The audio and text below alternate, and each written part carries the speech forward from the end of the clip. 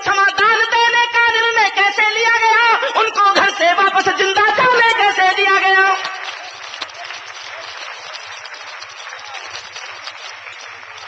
यह अद्भुत युद्ध है।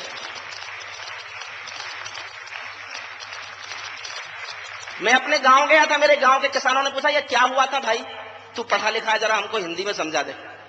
मैंने कहा साहब हुआ कुछ नहीं था, मान लो आपके घर में कोई डाकू आ जाए और आप चुपके से टेलीफोन कर दें पुलिस को, पुलिस आके डाकू को घेर ले, उस डाकू को मार सकती थी, पकड़ सकती थी, समर्पण करा सकती थी, लेकिन पुलिस को ऊपर से आदेश आया इस डाकू को मत पकड़ो, इस डाकू को मत मारो, ये वापस जाना चाहता है, वापस जाने दो। डाकू ने कहा हाँ वापस जाना चाहता हूं, लेकिन थक गया हूं, 2-4 दिन आराम करके वापस जाना चाहता हूं। तो पुलिस को खबर दी गई कि इसको आराम करके वापस जाने दो। ये करगिल युद्ध था। इसके सिवा और क्या युद्ध था? ऑपरेशन विजय मना लिया आपने, क्या जीता था? उत्तर देता हूं, एक पंक्ति में सुनना। उनको क्षमादान देने का निर्णय कैसे लिया गया, उनको क्षमादान देने का निर्णय कैसे लिया गया, उनको घर से वापस जिंदा जाने कैसे दिया गया, बिना समर्पण छोड़ दिया है मनमानी शैतानी को।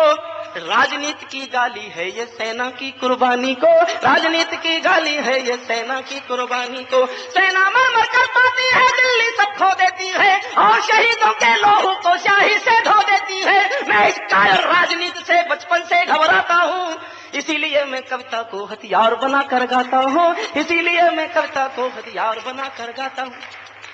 गीत मेरी भाषा नहीं है, गीत मेरी विधा नहीं है, लेकिन जिस दिन कैप्टन मनोज तलवार का शब्द मेरा उठाया था, मैंने बहुत दूर से, इतनी भीड़ थी, बहुत दूर से बस पता चला कि शब्द जा रहा है। 2 पल को लगा कि कुछ पलकों में आंसू हैं, और किसी भी आंख में जब टेलीविजन पर शहीदों की शव यात्रा देखकर आंसू आए हो, उन आंसुओं के लिए एक छंद लिखा है मैंने। और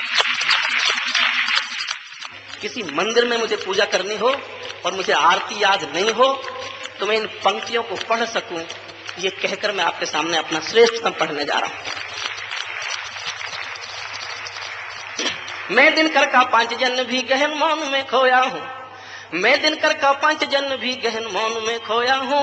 उन बेटों की याद कहानी लिखते लिखते रोया हूँ, जिन माथे की कुमकुम बिंदी वापस लौट नहीं पाई, जिस माथे की कुमकुम बिंदी वापस लौट नहीं पाई। चुटकी झुमके पायल ले गई कुर्बानी की यमराई, कुछ बहनों की राखी जल गई है बर्फीली घाटी में, वेदी के गठबंधन मिल गए हैं करगिल की माटी में। पर्वत पर कितने सिंदूरी सबने दफन हुए होंगे, 20 बसंतों के मधुमासी जीवन हरण हुए होंगे। टूटी चूड़ी धुला महावर रूठा कंगन हाथों का, कोई मोल नहीं दे सकता बसंती जज्बातों का, कोई मोल नहीं दे सकता बसंती जज्बातों। एक क्षण को मन में सोचना, एक क्षण के लिए, जो पहले पहले चुंबन के बाद लाम पर चला गया, जो पहले पहले चुंबन के बाद लाम पर चला गया, नई दुल्हन की सेज छोड़कर युद्ध काम पर चला गया, उसको भी मीठी नींदों की करवट याद रही होगी, खुशबू में डूबी यादों की सलवट याद रही होगी, खुशबू में डूबी यादों की सलवट, उनको भी मीठी नींदों की करवट याद रही होगी,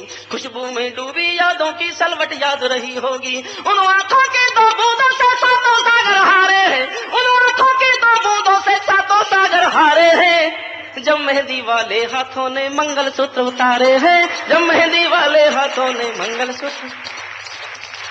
उन आंखों की 2 बूंदों से 7 सागर हारे हैं, जब मेहंदी वाले हाथों ने मंगलसूत्र उतारे हैं। गीली मेहंदी रोई होगी छुपके घर के कोने में, ताजा काजल छूटा होगा छुपके छुपके रोने में, जब बेटे की अर्थी आई होगी सूने आंगन में, जब बेटे की अर्थी आई होगी सूने आंगन में, शायद दूध उतरवाया हो बूढ़ी माँ के दामन में, शायद दूध उतरवाया हो बूढ़ी माँ के। और आप जानते हैं सारे संसार में ये परंपरा कि स्त्रियां अर्थी को कंधा कभी नहीं देती, लेकिन सीकर का एक बेटा मरा करगिल में, उसकी पत्नी ने दुनिया में पहली बार नई परंपरा पैदा की। यह संसार में पहली घटी घटना है, इससे पहले संसार में किसी भी औरत ने शव को कंधा नहीं दिया था। 2 पंक्तियां पढ़ता हूं साहब। जब बेटे की अर्थी आई होगी सोने आंगन में, शायद दूध उतर आया हो बूढ़ी माँ के दामन में, वो विधवा पूरी पृथ्वी का बोझा सर ले सकती है, वो औरत पूरी पृथ्वी का बोझा सर ले सकती है, जो अपने पद की अर्थी को भी कंधा दे सकती है, जो अपने पद की अर्थी को भी कंधा दे सकती है। मैं ऐसी हर देवी के चरणों में शीश झुकाता हूँ, इसीलिए मैं कविता को हथियार बनाकर गाता हूँ, इसीलिए मैं कविता को हथियार बनाकर। जिन बेटों ने पर्वत काटे हैं अपने नाखूनों से, कल्पना करो कैसे लड़े होंगे -30 टेम्परेचर में। जिन बेटों ने पर्वत काटे हैं अपने नाखूनों से, उनकी कोई चाह नहीं है दिल्ली के कानूनों से। जो सैनिक सीमा रेखा पर ध्रुव तारा बन जाता है, उस कुर्बानी के दीपक से सूरज भी शर्माता है।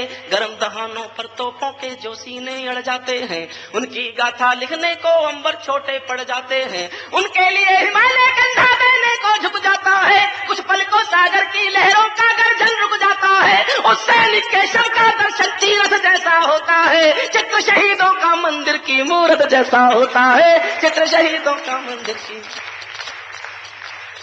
और अंतिम पंक्तियां पढ़ता हूं कविता की। बार बार की गद्दारी को भारत क्यों सह जाता है, बार बार की गद्दारी को भारत क्यों सह जाता है। सीमा से ज्यादा संयम भी कायरता कहलाता है, दुनिया में ज्यादा संयम भी कायरता कहलाता है। भैंस के आगे बीन बजाना बहुत समय तक ठीक नहीं, खुद को बिच्छू से कटवाना बहुत समय तक ठीक नहीं। नागफनी पर बेला चंपा कभी नहीं खिल सकते हैं, पत्थर की आंखों में आंसू कभी नहीं मिल सकते हैं, पत्थर की आंखों में। और बहुत जोश में कहना चाहता हूँ, और जोश में ही प्रतिक्रिया होनी चाहिए। जिनके कारण पूरी घाटी जली दुल्हन सी लगती है, जिनके कारण पूरी घाटी जली दुल्हन सी लगती है। पूनम वाली रात चांदनी चंद्र ग्रहण सी लगती है, जिनके कारण माँ की बिंदी दाग दिखाई देती है। वैष्णो देवी माँ के घर में आग दिखाई देती है। जब तक ये जिंदा है तब तक करगिल जंग अधूरी है। इन जाफर जयचंदों का मर जाना बहुत जरूरी है, इन जाफर जयचंदों का।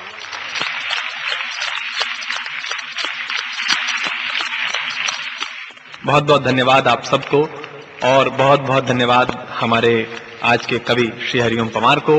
प्रिय श्रोताओं, सिद्धांत कैसेट्स के कुछ ऐसे ही सुमन लेकर, कुछ ऐसे ही पुष्प लेकर, कुछ ऐसी ही प्रस्तुतियां लेकर आगामी अंकों में हम आपके सम्मुख पुनः उपस्थित होंगे। आपके सहयोग के लिए बहुत बहुत धन्यवाद, बहुत बहुत बधाई, धन्यवाद।